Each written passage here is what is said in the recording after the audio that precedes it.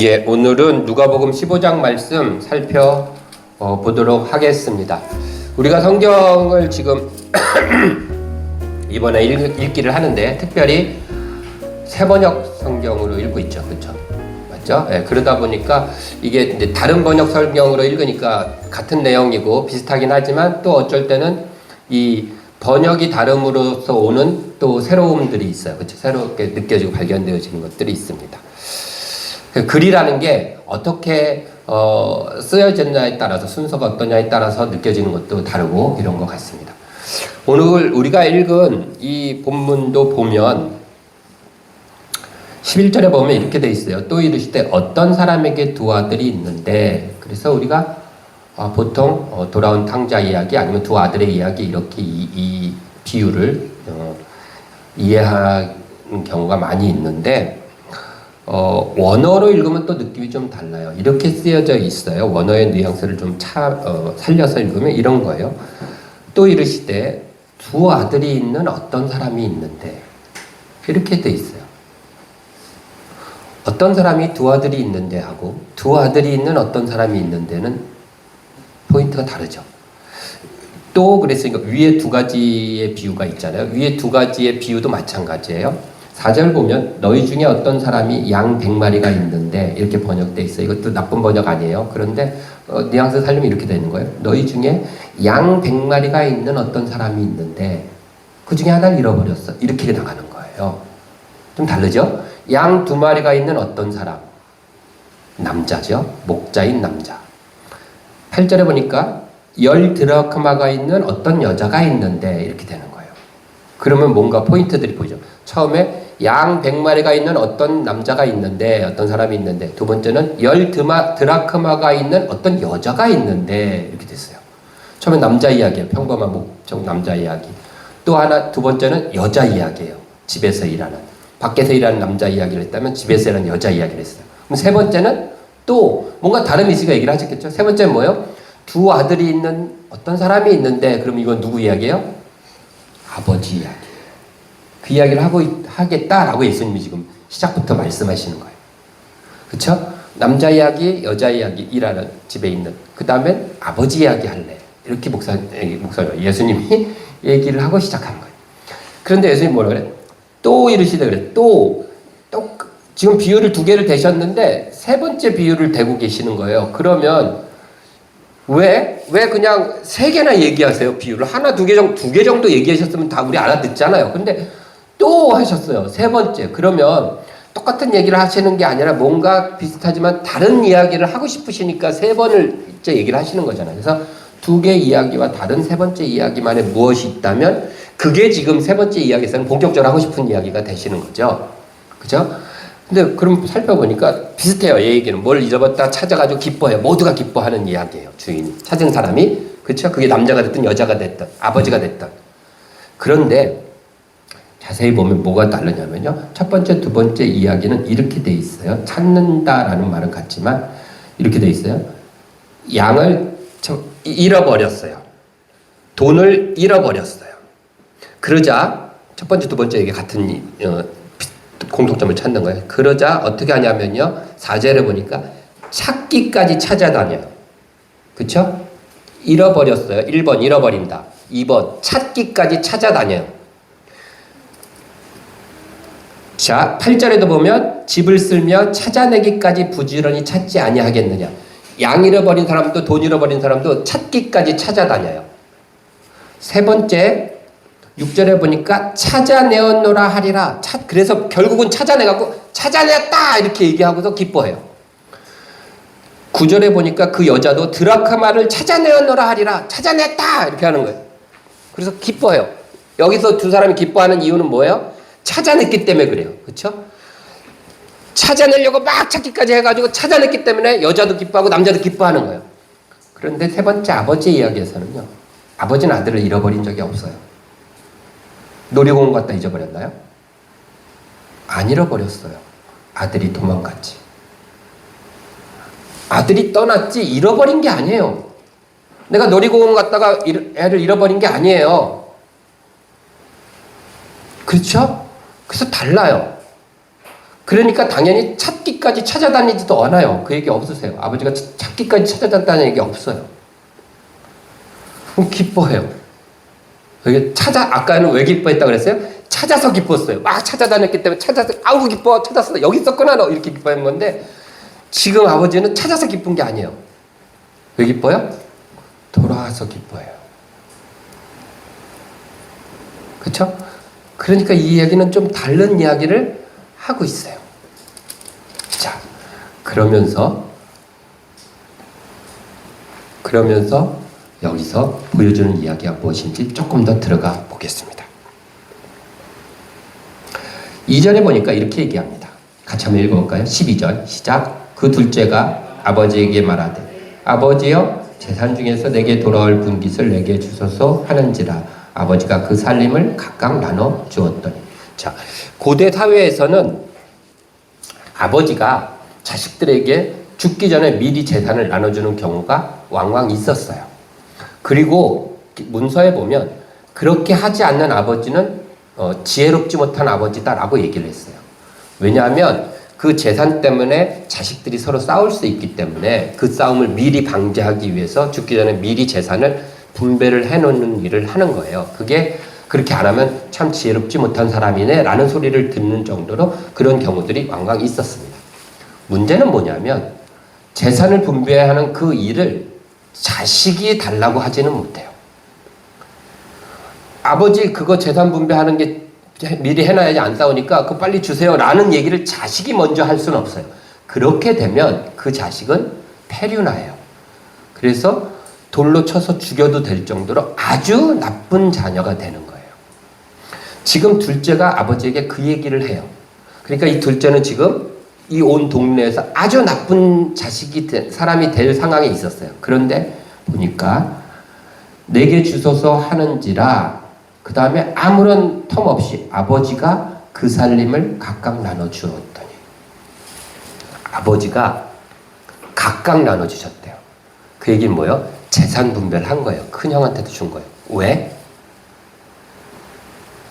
마치 본인이 먼저 재산 분배를 한 것처럼 상황을 만드시는 거예요. 왜? 자식이 욕먹을까 봐. 그렇게 하는 거예요.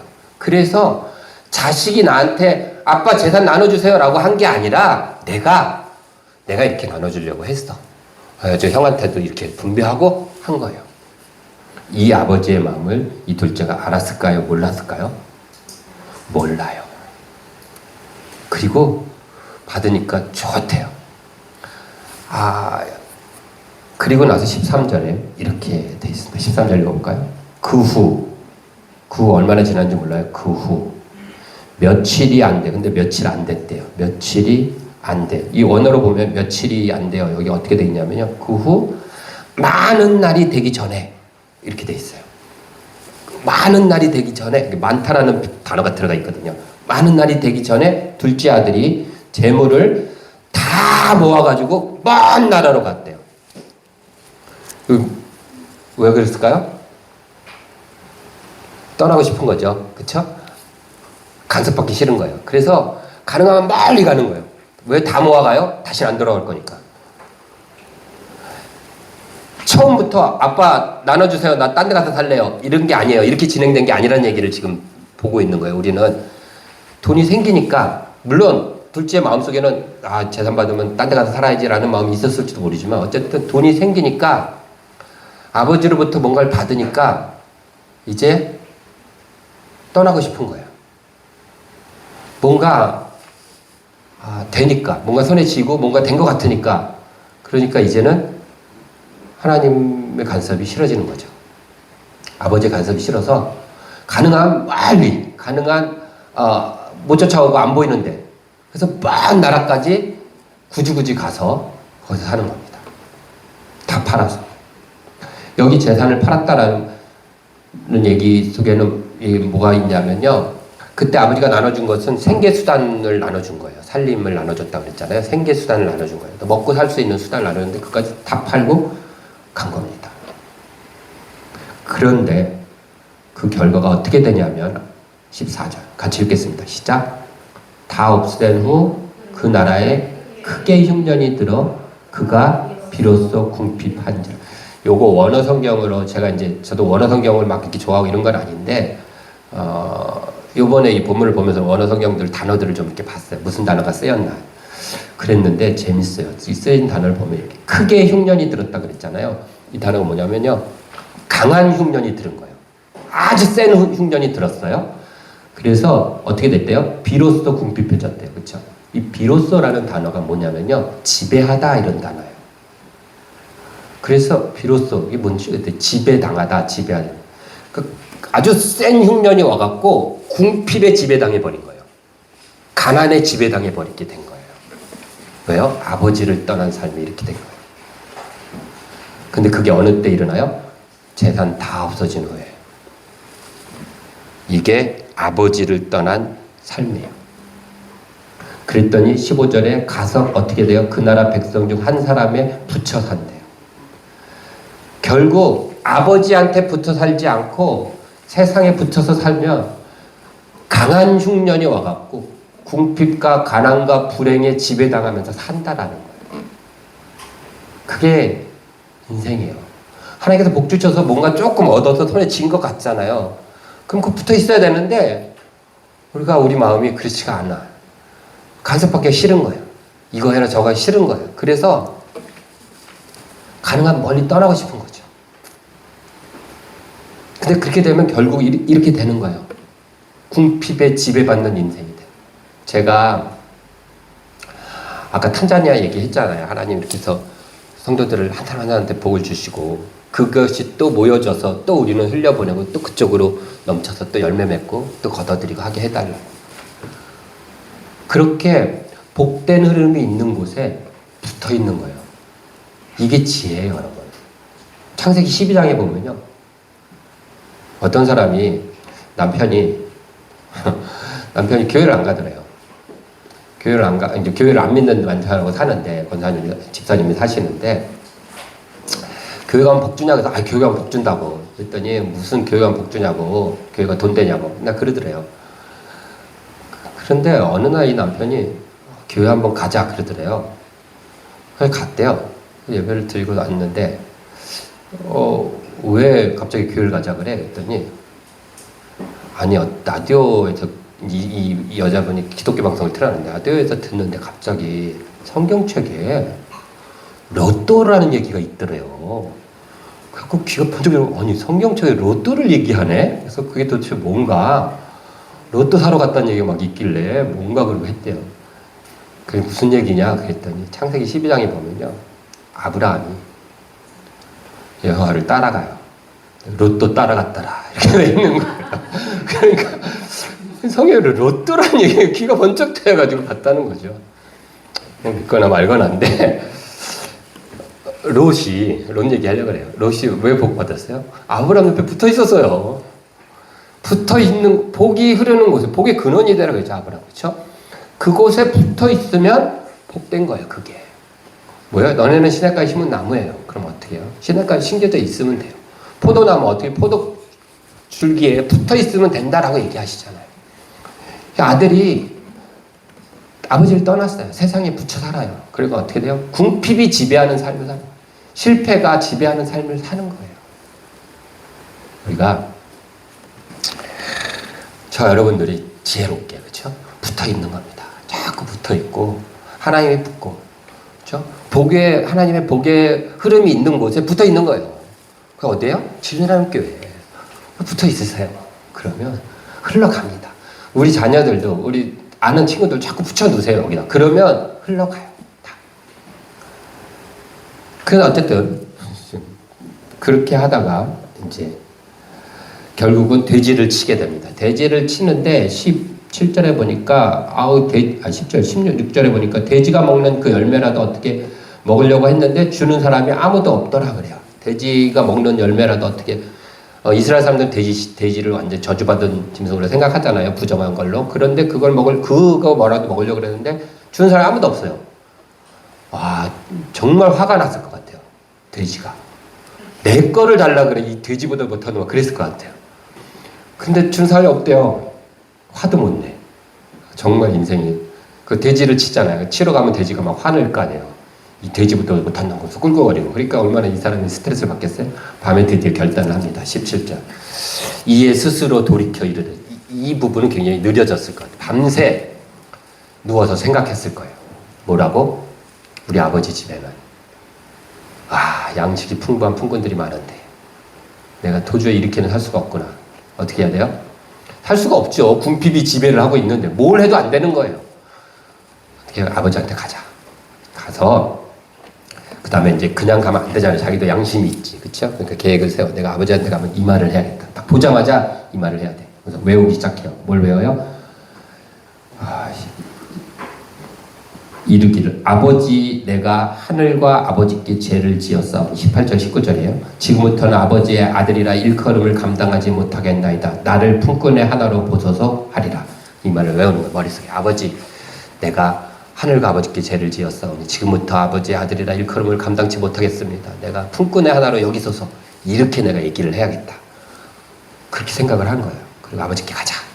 그리고 아버지에게 돌아갑니다. 이게 회개입니까? 그럼 어떻게 생각하세요? 이거 회개인가요?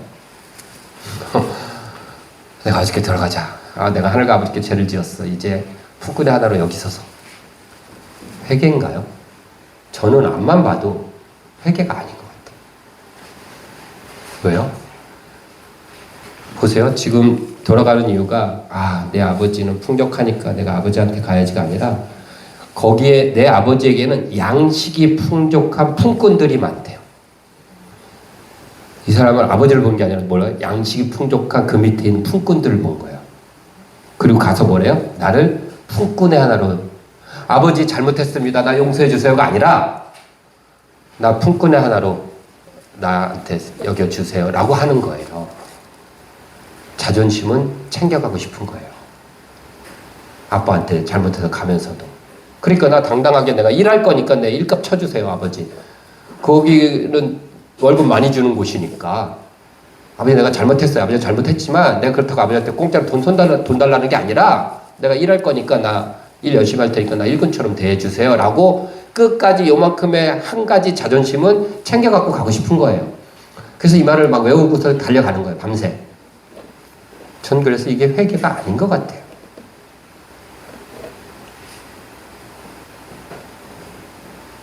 근데 그래서 이제 갑니다, 집으로.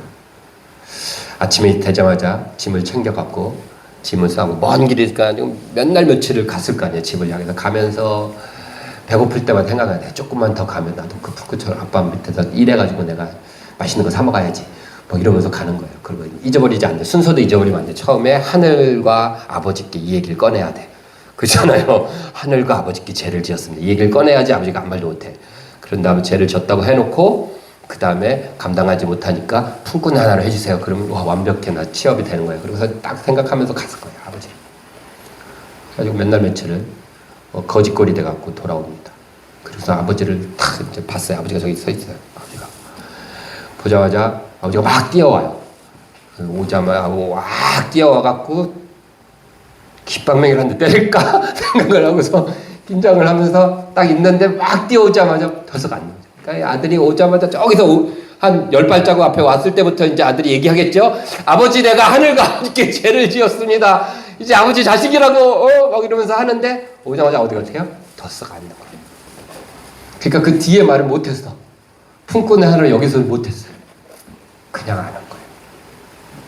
근데 왜 그랬대요? 20절에 보니까 왜? 측은히 여겨서 달려가 목을 안고 입을 맞추니 측은히 여기셨대요. 굉장히 익숙한 단어 아니에요, 이 말?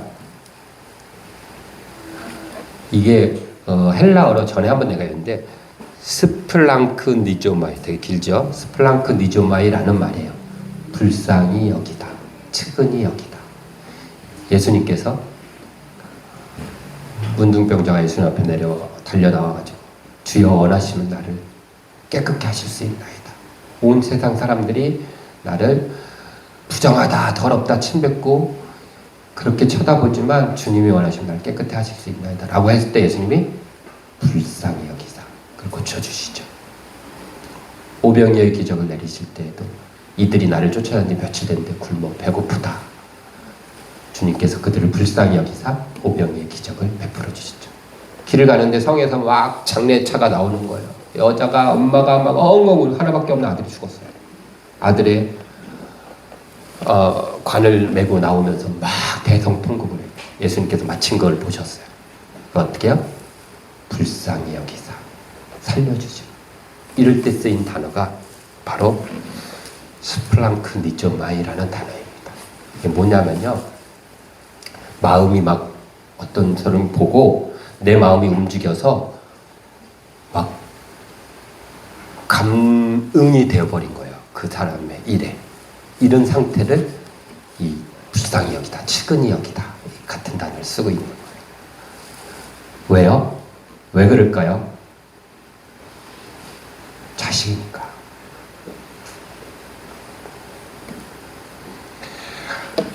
저는 제가 아까 그랬잖아요. 회개한 것 같지가 않아요. 자존심 다 세우고 와요. 그런데 네가 아직도 자존심은 챙기고 왔어? 라고 하지 않고 그냥 받아주시는 거예요. 왜요? 자식이니까. 그게 아버지의 마음인 겁니다. 은혜는 이해하는 게 아니라 그냥 인정하는 거예요. 그래서 이해할 수가 없어요. 부모님 마음은 또 하나님의 마음. 그것이 누가 보면 15장에 나오는 이 둘째 아들에 대한 이야기 속에 있는 하나님의 마음입니다. 그런데 여기서 드러내려는 것 중에 하나가 뭐냐면 한결같이 둘째 아들은 그 아버지의 마음을 아나요? 모르나요? 몰라요. 그 얘기를 하고 싶은 거예요. 예수님은. 아까 위에 두 가지 얘가 막 찾다가 찾았어. 이게 좋아하는 거라면 몰라요. 그런데 그 모르는 아들이 자기 안에 있다는 이유로 좋아하고 기뻐하는 거예요. 하나님은 우리한테 성경에 보면 착하게 살라고 안 하세요. 하나님 뭐라고 하시냐면요, 내 안에 살아라 이렇게 얘기해요. 내 안에서 살아가라 라고 얘기하지 너 착하게 살아라 이렇게 얘기 안 하세요. 그 말을 다시 말하면 선하게 살으라는 얘기예요. 하나님 안에 살으라는 얘기를 하세요. 그래서 기뻐하시는 거예요. 우리 아까 찬양했잖아요. 제가 신청한 곡인데 나의 마음이 아버지의 마음 알아 내 모든 뜻 아버지의 뜻이 될 수 있기를. 우리 이렇게 찬양하잖아요. 그렇죠? 내 모든 뜻이 아버지의 뜻이 되는 게 아니라 단 한 가지의 뜻이라도 아버지의 뜻이 될 수 있으면 좋겠어요. 여러분. 그렇지 않나요? 내 모든 삶이 당신의 삶이 되면 얼마나 좋겠어요. 그런데 이런 말 되지도 않은 일 얘기하지 말고 그럼 좋겠죠. 그런데 그러기 위해서 뭐예요? 한 가지, 내 삶 속에 단 한 가지 일이라도 하나님 마음에 드는, 그걸 헤아려서 그 마음에 드는 그런 일이 있으면 좋겠다라는 생각이 들었습니다. 하나님의 마음은 헤아려서 알 수 있는 거예요. 그냥 아는 게 아니잖아요. 우리가 부모의 마음 헤아려야지 알 수 있잖아요. 자녀들의 마음도, 우리 사랑하는 사람의 마음 헤아려야 알 수 있는 거지 그냥 몰라요. 그래서 이 뒤에 나오는 큰 형의 이야기도 마찬가지예요. 결정적인 게 아버지의 마음을 몰라요. 아버지의 마음을 아버지가 똑같이 살아가는 것 같지만 그 마음속에 항상 집 나간 이 둘째에 대한 그 마음이 있잖아요. 밥을 먹다가도 한숨을 하고 TV를 보다가도 아이고 이런 게 있었을 거 아니에요. 그럼 그걸 좀 헤아렸어야죠. 헤아려서 한 번이라도 그 동생을 찾으려고 했었다면, 이 형이 그 동생을 찾으려고 뭐 노력을 하고 애쓰고 막 했었다면 동생이 돌아왔을 때 기쁘지 않았을까요? 자기가 찾으려고 했었으니까. 찾았잖아요. 걔가 뭐 잘했고 못했고 를 떠나서 괘씸한 건 나중에 문제고 일단 찾았으니까 다행이다. 그럼 좋지 않았을까요? 찾으려고 한 적이 없어요, 형. 마음을 헤아리려고 하지 않아요.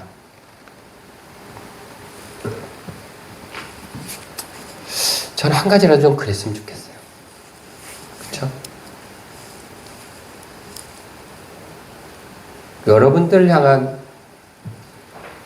지금 하나님의 마음은 어떤 것일까요? 마지막 얘기하고 마칠게요. 어떤 목사님이 외국에서 신방을 갔는데 여자아이가 인형을 많이 갖고 놀고 있더래요. 별나게 인형을 많이 갖고 놀고 있더래요. 그래서 목사님이, 야, 이 중에서 제일 좋아하는 인형이 뭐야? 물어봤어요. 그랬더니 여기 없어요. 그러더래요. 어디 있는데? 방에 있어요. 보여줄래? 그랬더니 별로 안 좋아하실 텐데. 그랬더니 그때 한번 보여줘. 그랬더니 가지고 나왔는데 막 망가진, 눈도 하나 빠지고 막 이렇게 볼품없는 인형이더래요. 왜 이 인형이 너는 제일 좋아? 이렇게 물어봤어요. 그랬더니 그 여자아이가 아주 충격적인 얘기를 하더래요. 내가 좋아하지 않으면 이 인형은 좋아할 사람이 세상에 아무도 없으니까요. 그러더래요. 이 목사님 되게 충격을 받았다. 저 그 얘기를 들으면서 이런 생각이 들었어요. 혹시 내 주변에 있는 사람들이 내가 아니면 그 사람들 교회에 오게 할 사람이 아무도 없는 사람은 아닐까?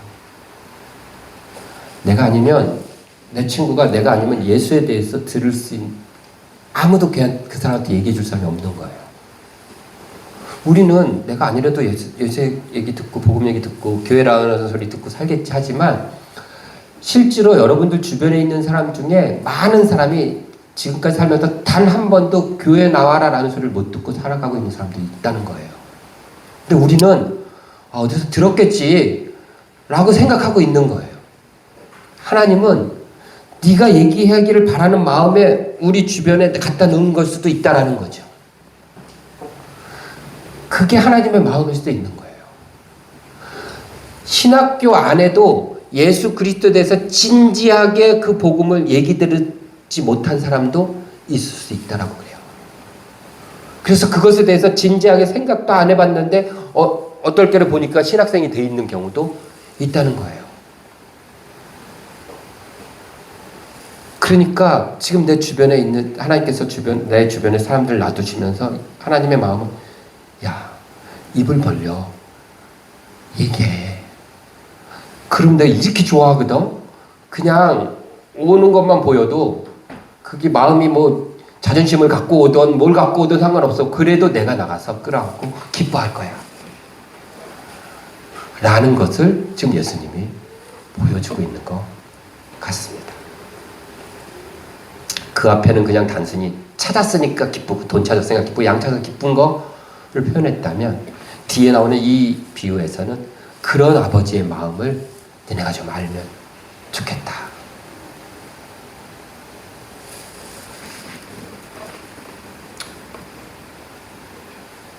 우리가 잘 헤아려야 돼요. 부모의 마음은 달라요, 여러분. 여러분, 제가 그거 느꼈어요. 얘기할까 말까 하다가. 자식의 집에 부모는 아무 때나 못 가요. 근데 부모 집에 자식은 아무 때나 와요. 권사님, 자식 집에 아무 때나 불쑥불쑥 가실 수 있어요? 지금은 어쩔 수 없이 가요. 그러니까 저 둘째 못 가죠? 불쑥 아무 때나 못 들어가죠? 자식들은 어때요? 엄마 집에, 엄마 아빠 부모 집에 오면서 미리 연락하고 계획 잡고 약속 잡고 이러고 와요? 아무 때나 열고 오죠.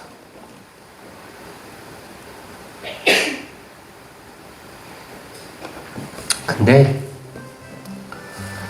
그래야 돼요. 그게 맞는 거고. 네? 그게 부모 집이네. 그게 하나님 아버지의 집인 거예요. 그러니까 아무 때나 문 열고 불쑥불쑥 찾아가도 되는 곳이에요.